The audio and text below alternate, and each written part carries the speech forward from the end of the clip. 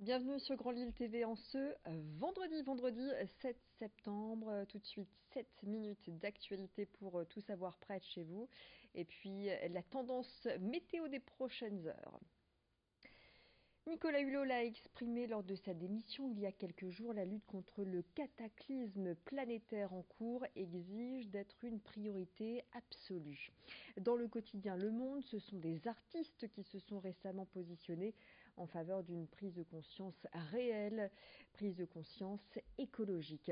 Demain, rassemblement écolo également prévu dans la capitale des Flandres, prévu à 15h sur la grande place de Lille, à l'appel notamment de la MRES, la Maison régionale de l'environnement et des solidarités. Christopher Liénard en est le président. Il était ce matin sur notre plateau. Je vous propose de l'écouter.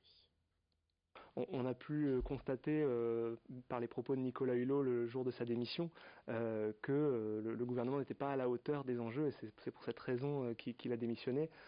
Il a parlé de l'influence notamment des lobbies auprès des décideurs qui surpassent ce que nous on considère comme étant l'intérêt général qui est les enjeux climatiques et écologiques. Et donc l'objectif c'est vraiment de secouer ces décideurs et d'enclencher une mobilisation citoyenne qui va perdurer. Nous avons déjà environ 1500 personnes inscrites pour le rassemblement de Lille demain, plus de 20 000 à Paris. Donc c'est important, c'est très important qu'on soit nombreux demain après-midi pour que ce soit un succès et pour que on enraye un petit peu ce système qui ne permet pas de répondre aux enjeux écologiques. Gros plan sur la mésaventure d'un couple. Direction Lagorgue, près de Merville, où Peggy et Grégory ont réalisé leur rêve en juin 2017, devenir propriétaires. Ils ont ainsi acheté une maison et se sont rendus compte que les murs porteurs étaient dépourvus de parpaings à la place des poutres en bois, remettant en question la solidité de la structure. Le rêve a ainsi viré au cauchemar. Pour le couple, c'est le début d'une longue procédure administrative et judiciaire. Vincent Vieillard s'est rendu sur place. Après avoir emménagé dans leur nouveau chez eux, Grégory et Peggy Hollander souhaitent se lancer dans plusieurs travaux. D'abord la toiture, puis le changement de fenêtre. Et c'est à ce moment-là qu'ils se rendent compte qu'ils ont été arnaqués. La maison, censée être faite de parpaings, est à ossature-bois. Je pense qu'il y a beaucoup de personnes qui n'aimeraient pas être à notre place, surtout que c'est notre premier achat de maison. Alors ça passe d'un rêve à un cauchemar. Alors. On a mis 6 mois pour justement contacter une banque justement qu'elle nous accorde un prêt. Et voilà, on paye assez cher quand même pour une cabane en bois, quoi. Pour ce qu'ils appellent une cabane, Grégory et Peggy se sont endettés sur 25 ans et les mauvaises surprises ne font que s'enchaîner. Quand on nous a eu l'acte de vente, tous les documents officiels par rapport à l'achat de cette maison, il y avait un plan cadastre qui faisait état d'une maison de 5 mètres sur 11 mètres 50, donc à peu près 58 mètres carrés. Et quand on a signé l'acte de vente, c'était marqué que la maison elle fait 74 mètres carrés. Donc déjà, première question, où est-ce qu'ils sont les mètres carrés supplémentaires?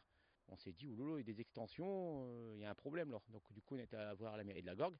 La mairie de la Gorgue, qu'est-ce qu'ils nous ont dit? On n'a rien du tout par rapport à ces maisons. Il n'y a pas d'historique, il n'y a pas de déclaration de permis pas de déclaration préalable, pas de permis de construire, rien du tout. On a peur, c'est la mairie justement qu'elle vienne justement abattre qu'est-ce qui est en trop, parce que c'est illégal, et après, la grande surprise, c'est la taxe foncière. On va se faire martyriser. Le problème, c'est que l'hiver arrive, la maison étant très peu isolée, Peggy et Grégory ne savent plus quoi faire. On a peur du fait que on a passé notre premier hiver, en étant en plein travaux, et quand même fait -8 à l'intérieur. Et là, l'hiver approche, l'humidité va revenir, le froid. Après, on sait que tout ce qu'on a caché au niveau des moisissures qu'il y avait, ça va ressortir et est-ce qu'on va être bien dedans, quoi. Ça, c'est la grande question. Leur assurance leur a conseillé de prendre un avocat, c'est lui qui leur a conseillé d'attaquer l'agence, le notaire, l'ancienne propriétaire et le diagnostiqueur. Une procédure judiciaire est en cours et devrait prendre beaucoup de temps et eux n'ont qu'une seule demande. Qui remplacent le bois par des parpaings en fait. Après, ils se débrouillent comme ils veulent, mais c'est leur souci, c'est pas le mien. Mais vous voulez garder cette maison? Après, tout dépendra de l'avocat ce qu'il décide. Si lui il dit non, le plus simple c'est de rendre les clés, on rendra les clés et puis voilà.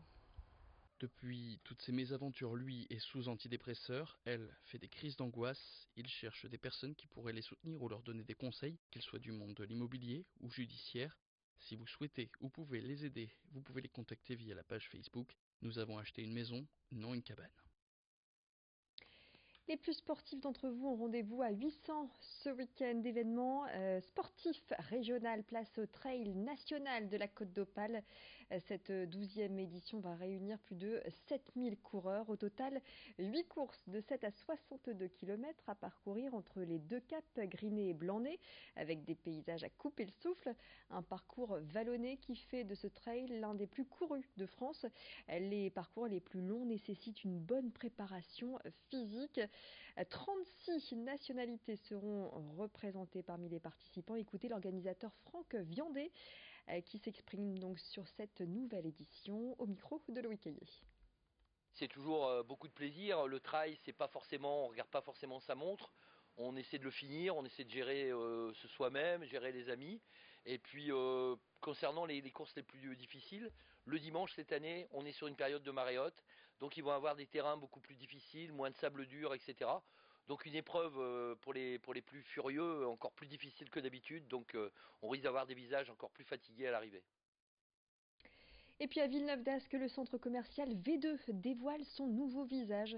Après 13 mois de travaux, la rénovation de la première extension du centre est terminée. Les responsables ont souhaité une galerie marchande plus chaleureuse, lumière naturelle, espace de détente, bois du Canada ou encore marbre au sol. Le design se veut plus épuré et plus moderne. Les clients de ce centre, l'un des plus anciens de la métropole lilloise, découvrent depuis cette semaine les différentes transformations. Voilà pour ces images signées Margot Sailly. Fin de cette édition lilloise. Vous retrouvez dans quelques instants les prévisions météo. Retour a priori d'un temps beaucoup plus sec. Retour du soleil sur la métropole lilloise. Profitez-en notamment ce week-end. Et puis restez avec nous dans le prochain quart d'heure. Un nouveau point sur l'actualité près de chez vous. Très très bon moment à vous tous.